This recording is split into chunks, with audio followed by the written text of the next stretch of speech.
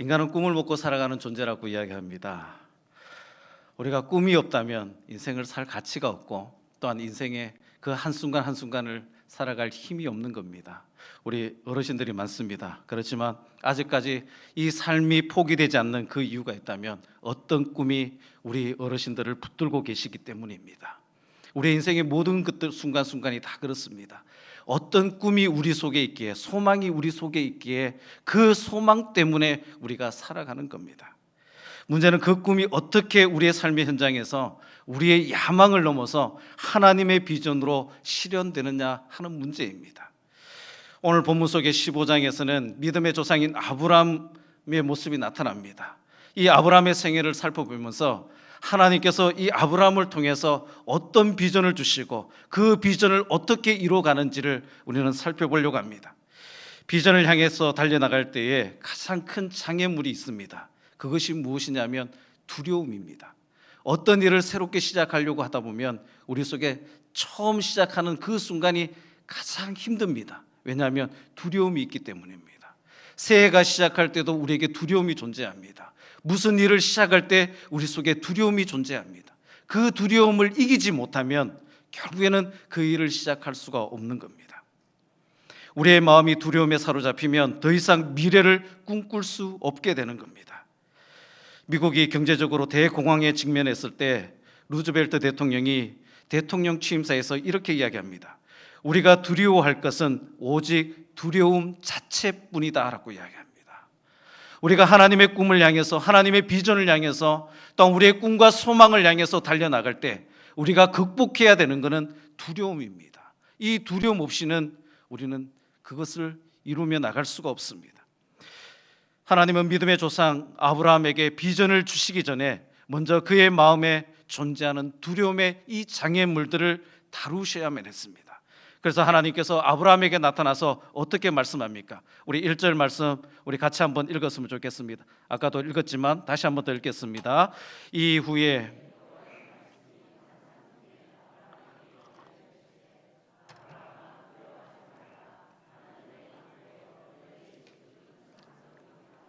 아멘. 아브라함에게 찾아오셔서 두려워하지 말라라고 이야기합니다. 왜 두려워하지 말아야 됩니까? 창세기 14장에 보면 아브라함이 조카 롯을 구출하기 위해 일종의 318명을 거느리고 기습 공격해서 승리를 거두는 장면이 나타납니다. 그 승리가 그에게 존재했지만 그 속에는 여전히 두려움이 있습니다. 왜냐하면 자신이 너무나도 연약한 가문이기 때문에요. 이 자기가 기르고 있는 318명밖에 되지 않지만 주위에 다른 족속들이 자기를 침범하면, 전쟁을 일으키면 결국에는 피할 수밖에 없기 때문에 두려움이 사로잡혀 있었습니다. 또한 전쟁에서 승리했지만 후사를 갖지 못했기 때문에 이대로 내 인생이 끝나지 않을까 하는 그런 두려움이 이 아브라함에게 존재했습니다. 이 시대 사람들에게는 자녀가 곧 자신의 미래라고 이야기합니다. 자녀가 없다는 것은 미래가 닫혀 있다는 것을 의미합니다. 하나님의 언약이 있음에도 불구하고 자녀가 주어질 징후는 전혀 보이지 않은 채 세월만 계속해서 흘러가고 있습니다. 그런데 드디어 하나님의 말씀이 임합니다. 두려워하지 말라라고 이야기합니다. 아직 구체적인 약속도 없었습니다. 또한 그리고 그 약속이 실현될 징조도 없었습니다.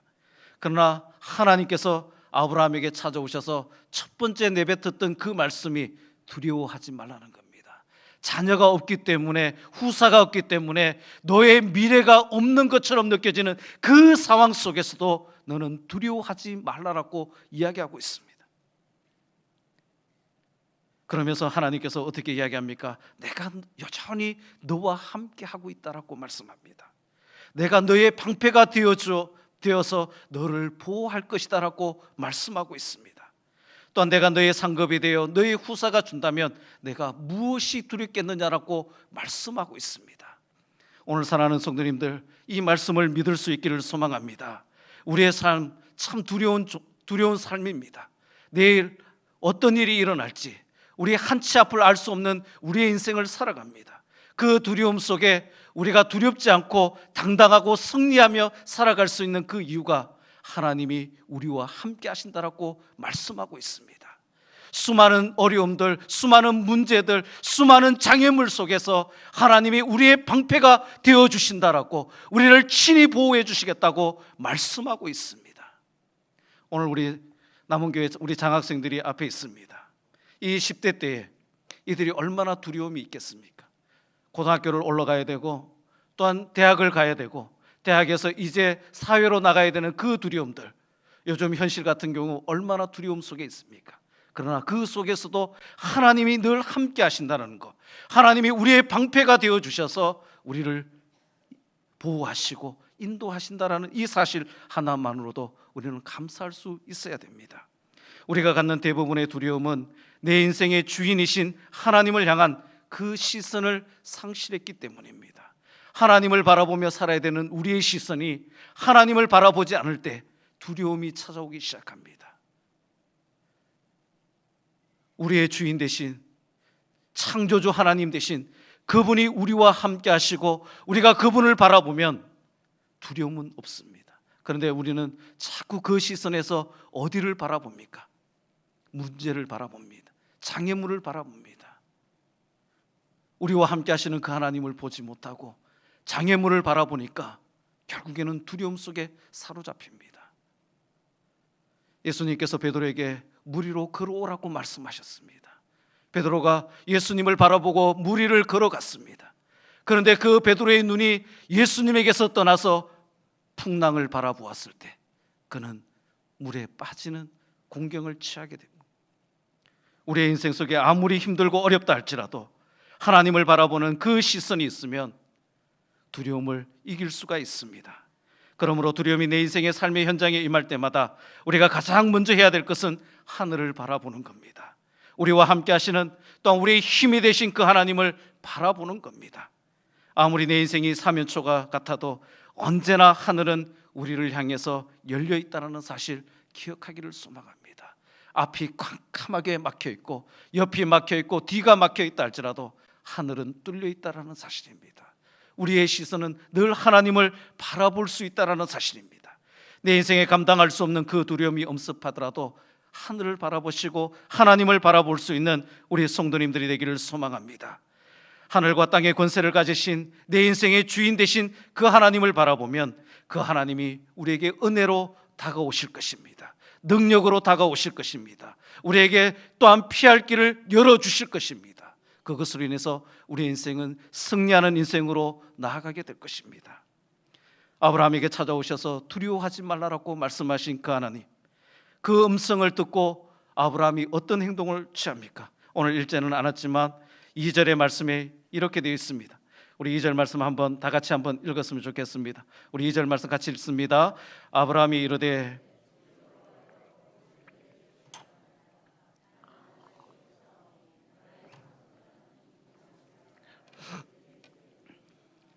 아멘.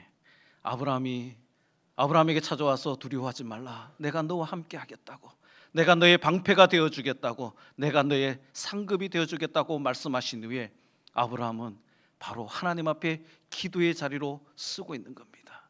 하나님, 내게 무엇을 주시려고 하십니까? 하나님이 약속하신 아들을 이제 상속자로 주시는 아보다 생각하고 하나님 앞에 구하고 있는 이 아브라함의 모습을 봅니다. 그런데 2절 하반부에 보면 이렇게 응답합니다. 나는 자식이 없사오니 나의 상속자는 이 다메섹 사람 엘리에셀이니라. 아브라함은 자신이 하인 중에 가장 지혜롭고 충성스러웠던 종, 그 아브라함이 언약의 땅으로 오던 중에 다메섹에서 데려온 그 종을 상속자로 결정해 놓았던 것 같습니다. 그러나 4절에서는 하나님은 내가 기른 자가 아니라 내가 낳을 자가 내 상속자가 될 것이다 라고 말씀합니다. 4절 말씀 제가 한번 읽어드리겠습니다. 여호와의 말씀이 그에게 임하여 이르시되 그 사람이 내 상속자가 아니라 내 몸에서 날 자가 내 상속자가 되리라 하시고, 그가 붙잡고 살아간 비전, 꿈, 소망 생생하게 기억나도록 하나님께서는 아브라함을 계속해서 교훈하시는 모습이 보이게 됩니다. 밤에 별이 많았던 것 같습니다. 별이 그 빛나는 밤에 하나님은 아브라함을 밖으로 데리고 가시면서 그에게 하늘의 별을 보여주십니다. 세어보라고 이야기합니다. 그랬을 때 아브라함은 어떻게 대답합니까? 하늘의 별이 너무 많아서 다 셀 수가 없습니다. 그때 하나님이 뭐라고 말합니까? 5절의 말씀에 이렇게 되어 있습니다. 그를 이끌고 밖으로 나가 이르시되 하늘을 우러러 무뼈를 셀 수 있나 보라. 또 그에게 이르되 네 자손이 이와 같으리라 말씀합니다. 이것이 바로 비전입니다. 이것이 바로 하나님이 우리에게 주시는 꿈이요 비전이라는 겁니다. 비전은 보이지 않는 미래입니다. 지금 아브라함에게 난 자는 아무도 없습니다. 그러나 하나님께서 하늘의 별을 바라보면서 내 자손이 이와 같을 것이다라고 말씀한 보이지 않는 그 미래를 보여주셨을 때 그것을 믿는 것이 바로 비전이라는 겁니다. 비전은 하나님 무엇을 저에게 주시겠습니까? 아브라함의 기도로 시작했다라는 겁니다.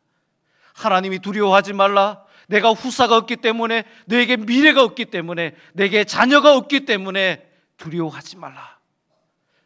그것을 통해서 아브라함이 하나님 앞에 기도의 자리로 나가서 하나님 제게 무엇을 주려고 하십니까? 기도했을 때 하나님께서 아브라함에게 비전을 보여주십니다. 지금 상황에서는 전혀 터무니없는 그러한 비전을 보여주시지만 아브라함이 이것을 믿었다라고 이야기하고 있습니다. 빌 하일베스 목사님은 이렇게 이야기합니다. 기도는 비전의 모태이다라고 이야기합니다. 무엇입니까? 기도에서 비전이 태어난다는 겁니다. 비전과 야망이 다른 것입니다. 인간적인 야망은 단순히 우리 마음에서 시작되지만 하나님이 주시는 그 비전은 우리의 기도에서 태어난다는 겁니다. 10대들이 많은 꿈을 가지고 있습니다. 또한 수련회나 또 성경학교를 통해서 우리 아이들 속에 꿈이 생겨집니다. 그런데 그 꿈을 실현할 수 있느냐? 무엇입니까? 기도하는 그 자리에 나가느냐에 달려있다라는 겁니다. 그냥 인간적인 순간적인 그러한 모습으로 꿈을 발견할 때가 참 많습니다. 흔히들 우리 중고등부 아이들을 데리고 수련회, 연합 큰 수련회 가보면 그 아이들에게 갔다 와서 너 뭐가 되고 싶으냐, 나중에 뭐가 하고 싶으냐라고 물으면 대부분의 아이들이 예배 인도자요 라고 이야기를 합니다. 드럼을 치고 악기를 치고 앞에서 리더하고 찬양하는 그 모습이 너무 화려하거든요. 그러면 대부분 다 그런 예배 인도자로 나가기를 소망합니다. 그런데요, 그 순간이 지나고 나면 그 꿈은 온데간데 없어집니다. 왜요? 그것을 두고 기도하고 있지 않기 때문에요. 그것을 가지고 하나님 앞에 나가지 않기 때문에요. 엎드리지 않기 때문에요. 그렇습니다. 모세는 출애굽을 꿈꾸지도 계획하지도 않았습니다. 그러나 그가 시내산에서 떨기나무 가운데 하나님을 만나고 거기 엎드려서 기도하기 시작했을 때 하나님은 그로 하여금 애굽에서 억압받고 있는 이스라엘 백성들의 신음소리를 듣게 하셨습니다. 그때 비로소 출애굽에 대한 거룩한 비전이 모세에게 주어졌던 것입니다. 지난 여름 성경학교에 느헤미야에 대해서 배웠습니다. 느헤미야는 조국을 떠나서 식민지로 살고 있었던 바벨론에서 편안하게 살았습니다. 부를 누렸습니다. 명예를 누렸습니다. 그래서 조국으로 돌아갈 꿈도 계획도 그 속에 없었지만 어느 날 조국 예루살렘의 그 소식을 듣고 금식하고 기도하기 시작했을 때 하나님께서는 이 느헤미야에게 예루살렘의 성벽 재건이라는 큰 비전을 주셨단 말입니다. 단순히 인간의 야망으로 인생길을 걷고 있지 않는지 우리는 생각해야 됩니다. 마음의 충동대로 따라가면 그냥 인생길을 야망으로 살아가는 겁니다. 그러나 내가 원하는 인생 이상으로 하나님의 거룩한 도구로 쓰임받기를 원한다면, 하나님의 최선의 인생으로 살아가기를 원한다면 우리는 해야 될 일이 하나님 앞에 기도하는 일입니다. 하나님, 제게 무엇을 주시려고 하십니까? 제가 어떻게 살아야 되겠습니까? 제가 어떠한 삶을 살아야 되겠습니까? 끊임없이 하나님 앞에 무릎을 꿇어야 됩니다. 엎드려 하나님의 인도를 구해야 됩니다. 막연한 미래를 설계하고 싶다면 막연하게 기도하면 됩니다. 그러나 구체적인 하나님의 비전을 받고 싶다면 구체적으로 하나님 앞에 기도하기 시작해야 됩니다. 우리는 대부분의 기도가 그냥 막연하게 기도합니다. 하나님, 이거 주십시오, 저거 주십시오. 그냥 막연하게 하나님, 제가 이 일을 감당하기 위해 이 일이 필요합니다, 이것이 필요합니다, 하나님의 거룩한 일들을 감당하기 위해 저에게 이것이 필요합니다, 그러니 주시기 바랍니다. 그러나 우리의 대부분의 기도는 그냥 둥글뭉실하게 넘어갈 때가 참 많더라는 겁니다. 하나님, 제가 무엇을 해야 합니까? 제가 이 일 속에서 무엇을 해야 됩니까? 하나님, 내게 무엇을 주시겠습니까? 기도는 비전을 자라게 하는 믿음의 씨앗입니다. 오늘 우리 성도님들 속에 하나님의 거룩한 비전을 품으실 수 있기를 소망합니다. 젊은 사람들에게만 주어지는 비전이 아닙니다. 하나님께서 우리의 인생에 지금까지 생명을 연장한 것은 하나님의 거룩한 비전을 이루기 위함입니다. 하나님, 이 나이에 제가 무엇을 하기를 원하십니까? 하나님, 제게 무엇을 주셔서 하나님의 그 거룩한 비전들을 이루며 나가기를 원하십니까? 우리 젊은 우리 10대들의 학생들 속에서도 이 거룩한 꿈을 향해서 기도할 수 있기를 소망합니다. 하나님, 이 일을 통해서 제가 어떤 일을 하기를 원하십니까? 제게 무엇을 주시렵니까? 기도할 수 있는 우리 학생들, 우리 온 성도님들이 다 되기를 소망합니다. 아무리 비전이 주어져도, 비전이 보여도 그 비전을 하나님이 내게 주신 것으로 믿지 않으면 비전은 결국 헛된 몽상에 지나지 않습니다. 믿음은 비전을 잉태하는 첫걸음입니다. 하늘의 무별들처럼 수많은 자녀를 주시겠다는 하나님의 말씀에 대한 아브라함의 반응이 어떻습니까? 우리 6절 말씀입니다. 우리 6절 말씀 우리 같이 한번 읽었으면 좋겠습니다. 6절 말씀입니다. 아브라함이 여호와를 믿으니 여호와께서 이로 여기시고. 아멘. 하나님은 아브라함의 이 믿음을 귀하게 보셨습니다. 지금은 아무것도 이루어질 것 같지 않은 그 상황, 전혀 막막한 그 상황 속에 하늘의 별을 보고 내 자손이 이와 같으리라 말씀하셨을 때 아브라함이 믿었다라고 말씀하고 있습니다. 그리고 그것을 의롭게 하셨습니다. 하나님은 꿈꾸는 사람들을 기뻐하십니다. 그 꿈을 믿는 사람들을 의롭게 하십니다. 그런 사람들을 통해서 하나님의 나라를 이 땅 가운데 펼치고자 하십니다. 이런 사람들을 비전의 사람들이라고 이야기합니다. 오늘 우리 사랑하는 성도님들이 바로 이 비전의 사람들이 되기를 소망합니다. 꿈의 사람들이 되기를 소망합니다. 하나님의 거룩한 일들을 감당하는 귀한 사람들이 되기를 소망합니다. 오스기니스가 말한 것처럼 이런 사람들은 밤에만 꿈을 꾸는 것이 아니라 낮에도 꿈을 꾼다라고 이야기합니다. 우리의 모든 삶 속에서 꿈을 꾼다라는 이야기입니다. 바로 비전의 주인공, 역사의 주인공이 되는 겁니다. 결국 인생은 두 가지 유형으로 나타납니다. 비전을 품고 사는 인생과 생존을 위해 살아가는 인생으로 나타납니다. 오늘 사랑하는 우리 성도님들은 어떤 인생을 살아가고 있습니까? 하나님이 주시는 그 거룩한 비전을 선택하며 살아가고 있습니까? 아니면 생존을 선택하며 살아가고 있습니까? 어떤 분은 오래 사는 것을 목표로 인생을 살아가는 분들도 있습니다.